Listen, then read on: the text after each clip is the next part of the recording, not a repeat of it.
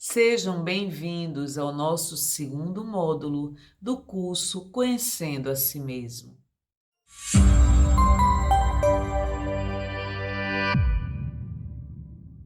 No primeiro módulo, nós estudamos o tema conhecimento versus procrastinação. Estudamos a diferença entre informação, conhecimento, sabedoria e as causas que dão origem à procrastinação. Neste módulo, nós vamos estudar o que é o cérebro. O que é o cérebro? É uma máquina biocomputacional, uma máquina biológica que processa as informações. A função do cérebro é eliminar as nossas incertezas, com o objetivo de possibilitar, de favorecer a própria sobrevivência e a nossa procriação.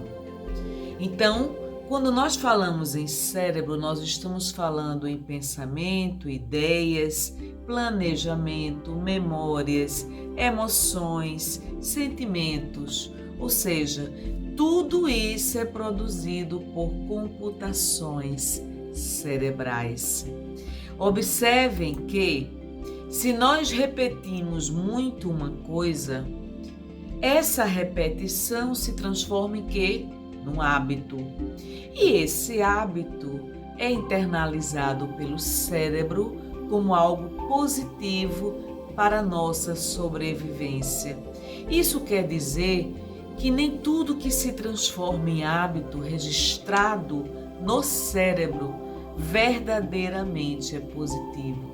Nós repetimos tantos determinadas atividades, atitudes, que isso foi internalizado pelo cérebro como sendo um bom hábito, o que normalmente não condiz com a realidade. Nós poderemos desenvolver péssimos maus hábitos ao longo da nossa vida.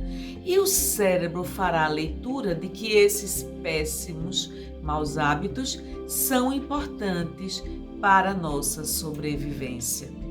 Quanto mais uma atividade gera prazer, mais ela se torna um hábito.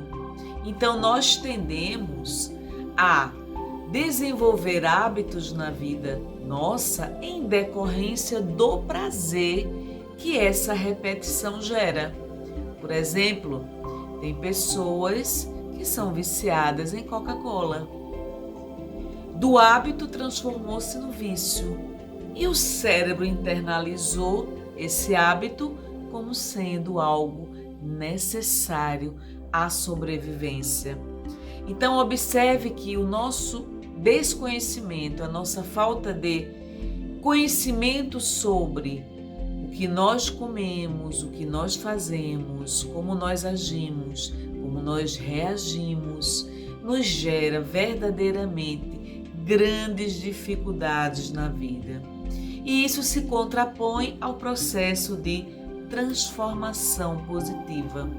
Então, já estudamos que o cérebro precisa trabalhar com certezas. E o que é o ansiogênico? É tudo aquilo que produz ansiedade, consequentemente, produz incerteza na nossa vida. O ansiogênico produz ansiedade, consequentemente, produz incerteza. O desconhecido é incerto. Grande parte dos nossos medos decorre das nossas incertezas. Nós não temos segurança, não temos confiabilidade do resultado das nossas ações. Então, portanto, o cérebro fará tudo para reduzir as nossas incertezas. E aqui nós iremos agora fazer uma reflexão sobre a subjetividade. O que é a subjetividade? O subjetivo é tudo aquilo que é particular ao sujeito. Então, o que é particular para mim pode não ser para você. A nossa experiência, ela é subjetiva, portanto, ela é particular. E essa subjetividade diz respeito às emoções, os sentimentos, a nossa memória, a nossa atenção, nossas preferências, nossas decisões, nossas experiências, percepções sensoriais. Tudo isso diz respeito ao mundo da subjetividade. Então vamos agora falar sobre o slide número 18 e 19. Ora, o que é que significa a mente? O que é a mente? A mente pode ser caracterizada como estado, dimensão ou fenômeno complexo da natureza humana que associamos ao ato de pensar. Ela está relacionada com o conceito de descrever as funções do cérebro humano, no que diz respeito à potência intelectual, funções cognitivas e comportamentais humanas. A palavra é originada do latim mentem e significa pensar, conhecer, entender.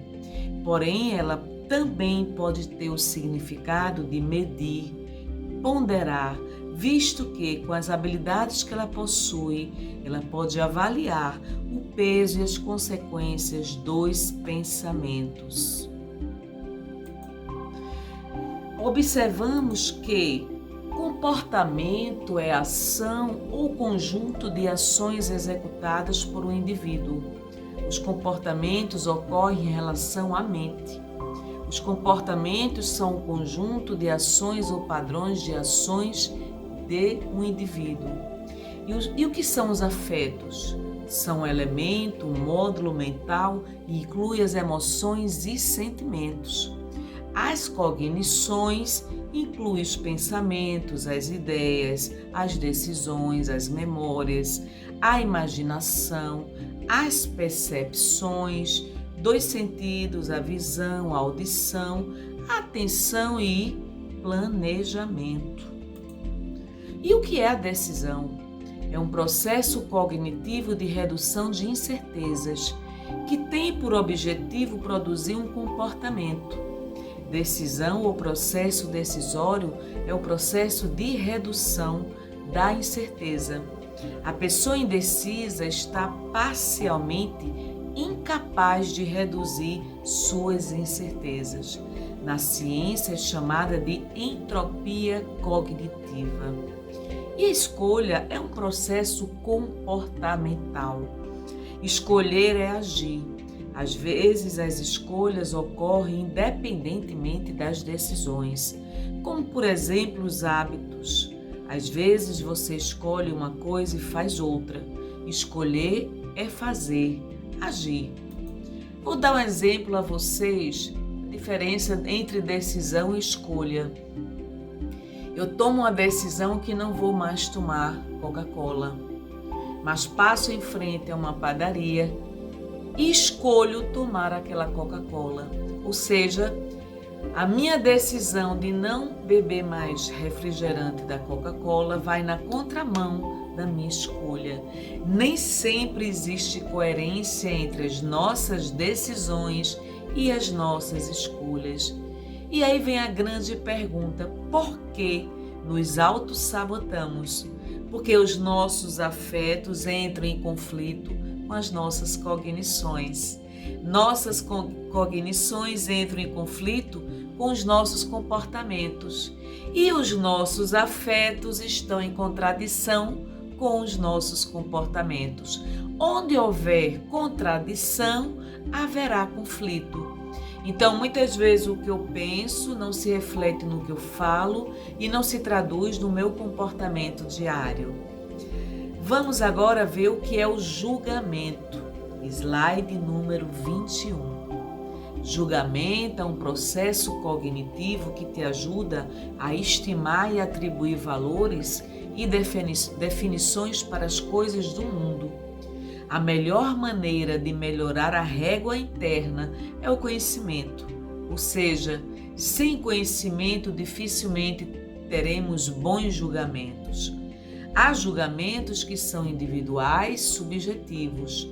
Alguns julgamentos se referem a coisas objetivas que podem ser medidas e compreendidas, que podem ser comparadas pela tua régua interna, que pode estar errada. Julgamentos, decisões e escolhas são diferentes. Quanto mais eles conflitarem entre si, mais angustiada e irracional vai ser a nossa vida. Nossas decisões precisam estar alinhadas às nossas escolhas e aos nossos julgamentos. Nem sempre somos coerentes. Na nossa incoerência, isso gera muito conflito pessoal, muito conflito emocional. O que eu penso, o que eu analiso, o que eu julgo está em contradição com as minhas decisões e com as minhas próprias escolhas. E aí vem o papel das incertezas. Quanto maior o nível do imediatismo, maior o nível da nossa incerteza. Ou seja, a nossa empolgação nos leva a ser imediatistas. Quanto maior o nível de impulsividade, mais imediatistas nós somos.